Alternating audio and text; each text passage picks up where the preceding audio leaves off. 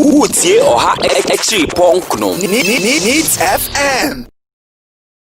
Say Nana Ado Danko Akufo-Addo obekom fie nwotwe na besusu se ensese John Dramani Mahama de Ghana for ema oko mfie nwotwe opani yesi kwatu obema ntoma na wati ni din omumienu na me adom akonya abase omumbu oman na akonya baaye no obi a kire de obetimi aye na do fudua pa no so no eni piano na ado Danko Akufo-Addo opani wafudua pa enti o se ye piano ni dua pa waforo ne se ohwe sebi awofo na enam sebi ohia enti na omumba omuwofa asiemo omunanamo omuntimi nkonto aso school na otimi bom modia titi omani mowre mu sika kakra wo ho ede mo omu sebi omuma no ntimi nko school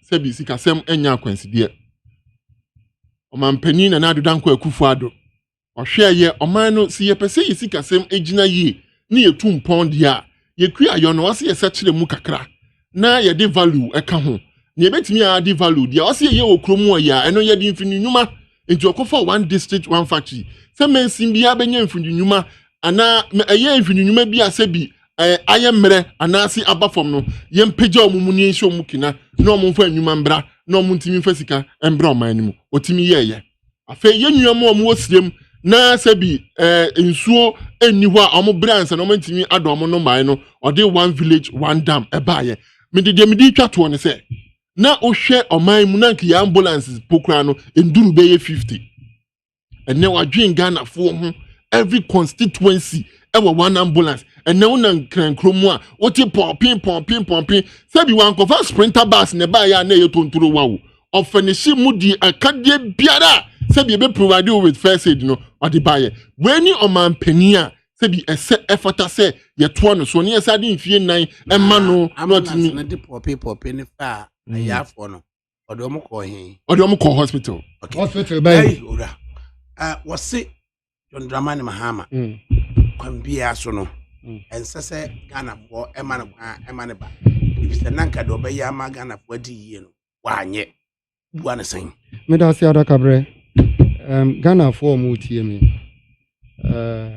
ehun behia se ebehu se nyama bi wo ho a ekoso wo man mu anye especially krono eno ora John Dramani Mahama ba obe make sure say krono basa the PDS and Japan royalties and the ABA the boss and NIA those things the best stop it or ambulance asem ni ministers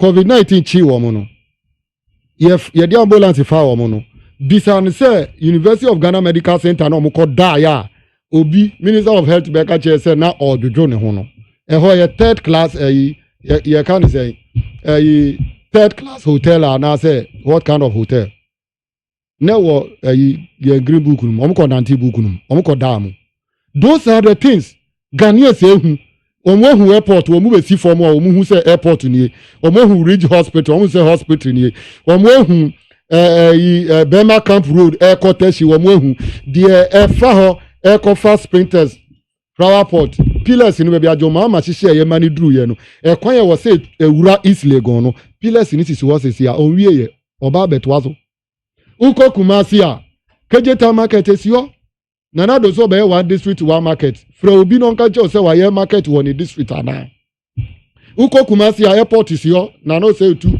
nana do timi etu play wa ha 8 o'clock okolande ekodi nkomo wo Kumasi no wa sand the plane aba na ka joma ma anye light since system wo ho ana ko betimi aye Kotemale airport ne ko hwe de ekoso wo ho Kotemale teaching hospital ko hwe de wa ye wo ko upper east upper west regional hospital ko hwe wa airport esi ho ko hwe ho airport esi ho hwe circle interchange hwe Kasua de ekoso John Dramani Mahama so ba Kasua to Cape Coast because of the tour kan ya say why ye nyina se encourage we no say that's why ye dia was na be yetin namdudu won say kwan o okay namdudu was say Ghana mpuntuo no onwie ye enu ti na 4 years ye dia ma na do no atwe o man na konechi be ye mfie be ye duonu because sika omo wi ansa na obenye si anemu enye small. You need a leader, a smart leader, selfless one, not family and friends.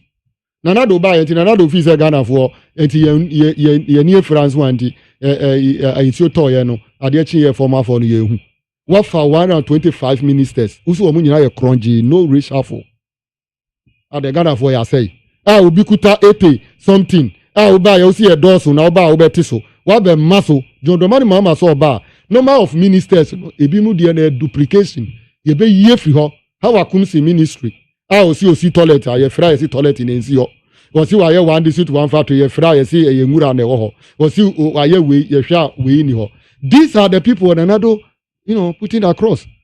Omaji local government ejuma, omaji trade ministry ejuma oba. We na mo beka moda ho te ho anti manifesto yi emade. Adakabre. Manifesto no. Odi oye pani.